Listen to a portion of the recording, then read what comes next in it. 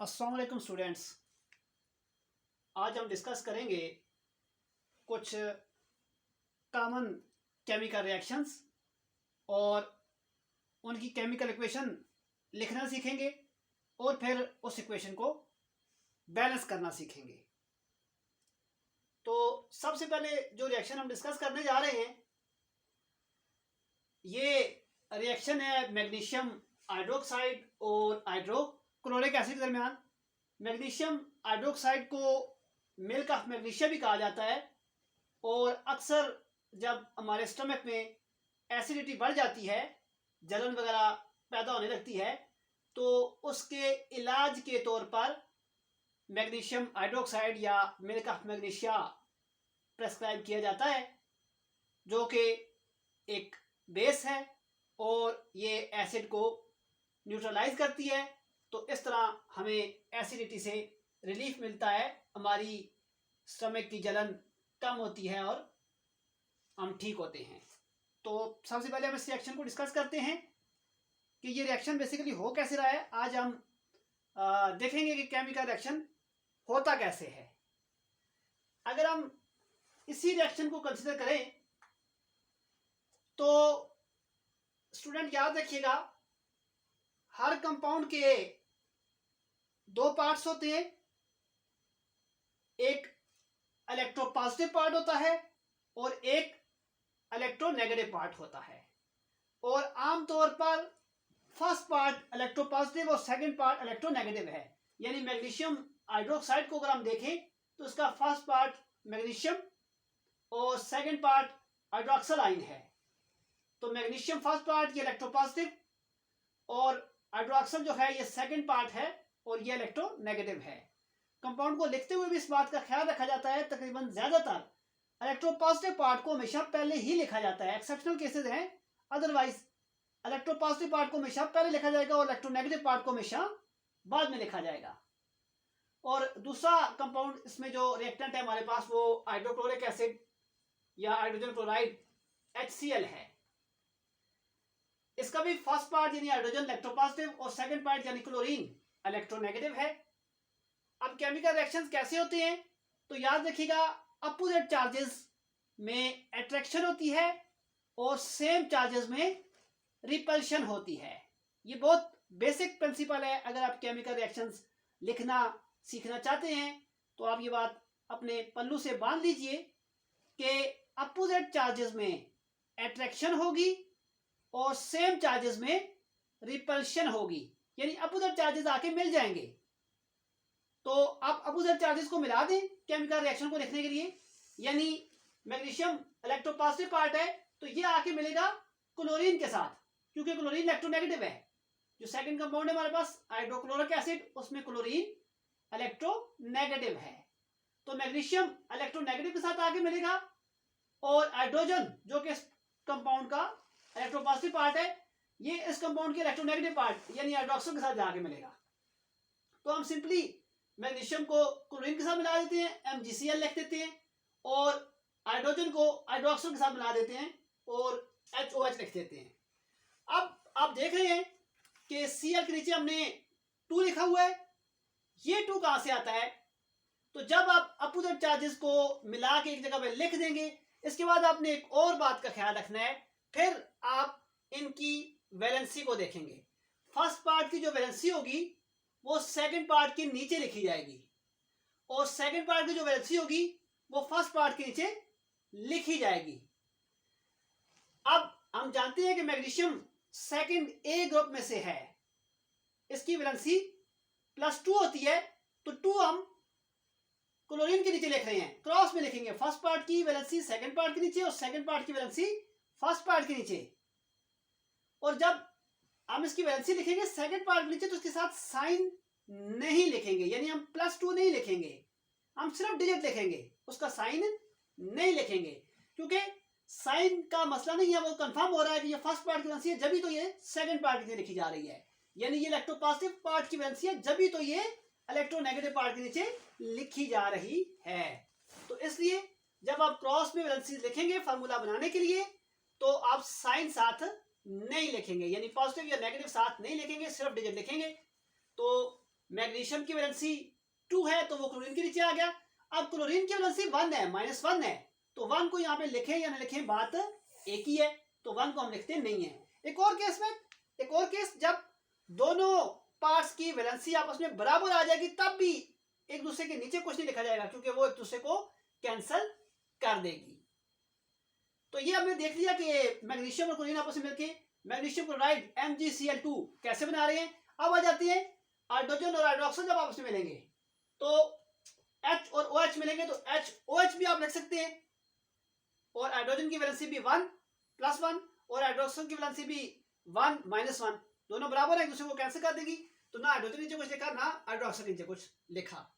इसको आप HOH भी लिख सकते हैं, और अगर आप देखें तो HOH बेसिकली 2 हाइड्रोजन और 1 ऑक्सीजन है, तो इसको आप H2O भी लिख सकते हैं। ज्यादातर हमेशा हम इसको H2O लिखते हैं, क्योंकि वाटर का फार्मूला जो स्टूडेंट शुरू से याद करते हैं, छोटी क्लासेस से याद करते हैं, वो H2O याद करते हैं, तो इसको हम HOH के बजाय H2O लिखते हैं। अब हम बात करते हैं बैलेंसिंग ऑफ केमिकल इक्वेशन की। इसी इक्वेशन को हम बैलेंस करना सीखेंगे। तो इक्वेशन बैलेंसिंग क्या होती है? इक्वेशन को बैलेंस करते हैं हम law of conservation of mass के तहत। Law of conservation of mass क्या कहता है? Mass can neither be created nor destroyed, but it can be change from one form to another form.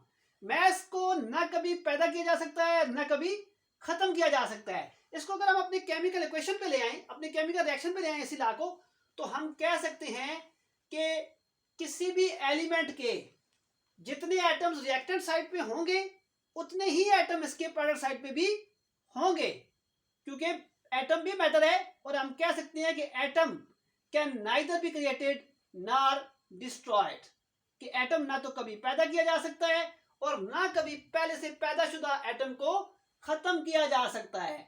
तो इस कानून के तहत हम कह सकते हैं कि किसी भी एलिमेंट के जितने एटम्स रिएक्टेंट साइड पे होंगे उतने ही प्रोडक्ट साइड पे भी होने चाहिए। अब जब हम केमिकल इक्वेशन लिखते हैं, लिखने के बाद हमें देखना चाहिए, हम जो भी केमिकल रिएक्शन लिखते हैं उसे हमें लिखना चाहिए और वैलेंसी क्रॉस में एक दूसरे के नीचे ठीक लिखनी चाहिए। कंपाउंड का फार्मूला जो बन रहा है उसका फार्मूला हमें ठीक लिखना चाहिए। उसके बाद हम देखेंगे कि जितने एलिमेंट्स रिएक्टेंट साइड पे हैं, जो एलिमेंट रिएक्टेंट साइड पे हैं वही एलिमेंट भी प्रोडक्ट साइड पे भी होने चाहिए और होंगे। अगर ऐसा नहीं है तो मतलब आपने कहीं पे गलती की है, आपने जो केमिकल फार्मूला लिखा है वो ठीक नहीं लिखा, कहीं कुछ ना कुछ मसला हो गया है। अब इन एलिमेंट के जो एटम्स हैं वो भी दोनों साइडों पे, रिएक्टेंट साइड पे और प्रोडक्ट साइड पे भी बराबर होने चाहिए। अगर ऑलरेडी है तो वेल एंड गुड, और अगर नहीं है तो आप इनको बैलेंस करेंगे। अब कैसे बैलेंस करेंगे? तो याद रखिएगा, बैलेंस करते हुए हम फार्मूला चेंज नहीं कर सकते। यानी ये जो MgCl नीचे 2 लिखा हुआ है इसको हम चेंज नहीं कर सकते, ये तो फार्मूले के तहत आया हुआ है, ये तो कानून और लॉ के तहत आया हुआ है, इसे हम चेंज नहीं कर सकते।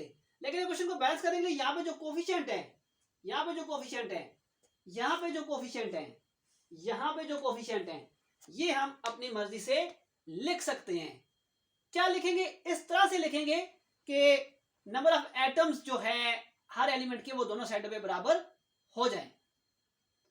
तो इसको हम कैसे बैलेंस कर सकते हैं? इस इक्वेशन को जब हम ऊपर देखते हैं सबसे पहले, तो यहाँ पे अगर हम देखेंगे ये ऑलरेडी बैलेंस है या नहीं है, तो हम सबसे पहले देख लेते हैं जी मैग्नीशियम को। मैग्नीशियम इस साइड पे एक ही है, प्रोडक्ट साइड पे भी मैग्नीशियम एक ही है, मैग्नीशियम तो बैलेंस है, ऑलरेडी बैलेंस है।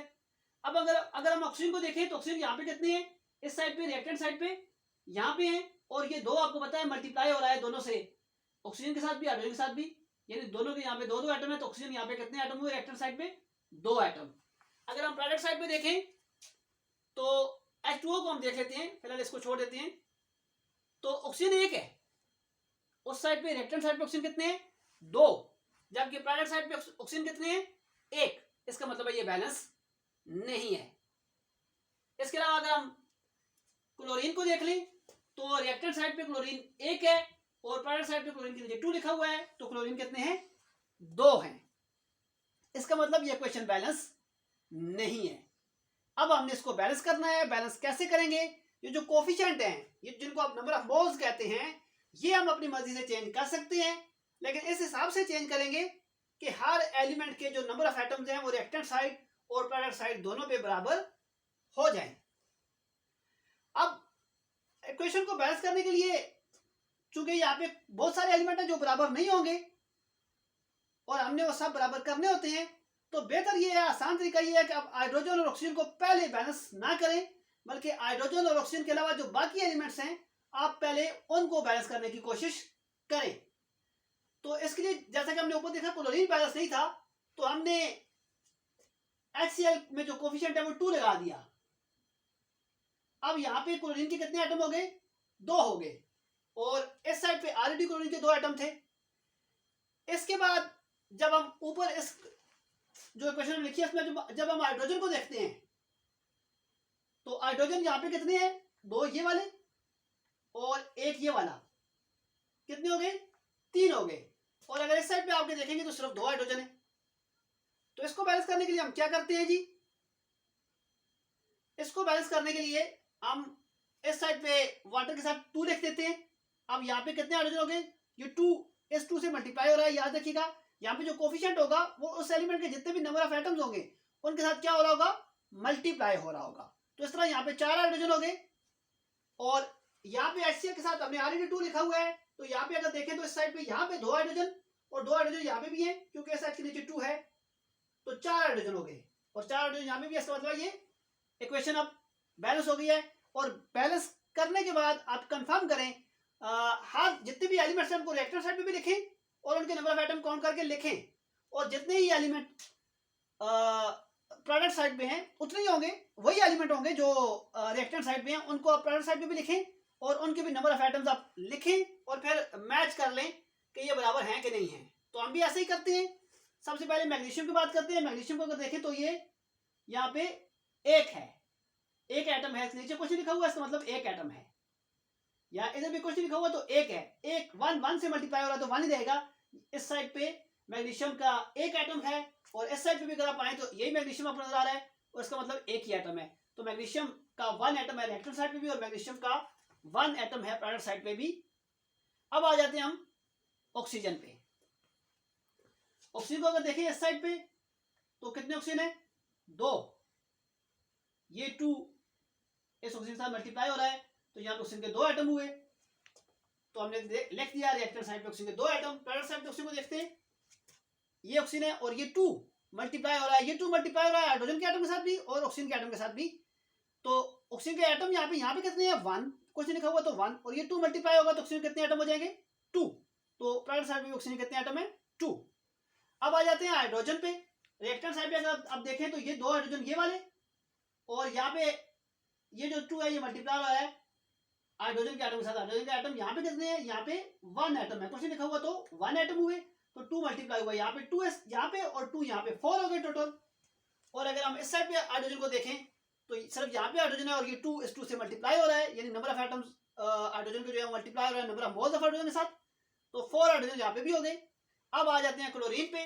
क्लोरीन रिएक्टेंट साइड पे सिर्फ यहाँ पे है और ये 2 मल्टीप्लाई हो रहा है क्लोरीन से। यहाँ पे 1 एटम है क्लोरीन का, ये 2 मल्टीप्लाई होगा तो क्लोरीन के कितने एटम हो जाएंगे? 2। रिएक्टेंट साइड पे क्लोरीन के 2 एटम। प्रोडक्ट साइड पे आ जाए तो सिंपली ये क्लोरीन के नीचे 2 लिखा हुआ है, क्लोरीन के साइड पे भी 2 एटम हो गए। तो इस तरह से अगर आप देखें तो हमने बैलेंस कर लिए हैं जितने भी एलिमेंट्स मौजूद हैं रिएक्टेंट साइड पे और प्रोडक्ट साइड पे, उन सब के number of atoms reactant side पे भी और प्रोडक्ट साइड पे भी बराबर हो चुके हैं। इसका मतलब है हमारी इक्वेशन बैलेंस हो चुकी है।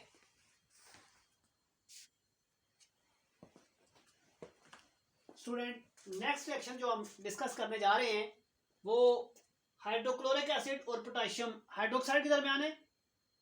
उसी तरह से हाइड्रोक्लोरिक एसिड में हाइड्रोजन इलेक्ट्रोपॉजिटिव पार्ट और पोटेशियम हाइड्रोक्साइड में हाइड्रोक्साइड इलेक्ट्रोनेगेटिव पार्ट, तो ये दोनों एक दूसरे के साथ मिलेंगे।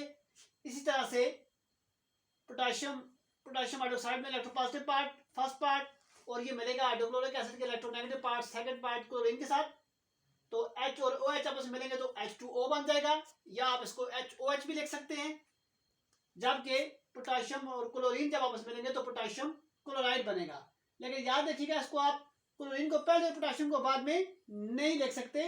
इलेक्ट्रोपॉजिटिव पार्ट को हम पहले लिखते हैं, इसको हम पोटेशियम क्लोराइड KCl लिखेंगे, ClK नहीं लिखेंगे। और अगर हम देखेंगे ये इक्वेशन बैलेंस है या नहीं है तो ये इक्वेशन ऑलरेडी बैलेंस है। हाइड्रोजन क्लोरीन और पोटेशियम, 3 एलिमेंट्स हैं दोनों साइडों पे। हाइड्रोजन यहाँ पे कितने हैं? 2 इस साइड पे, यहाँ पे कितने हैं? 2। ये देख लीजिए 2 हाइड्रोजन। इसको आप फिलहाल छोड़ दें, ये हमने वैसे लिखा, आप इसको कंसिडर करें।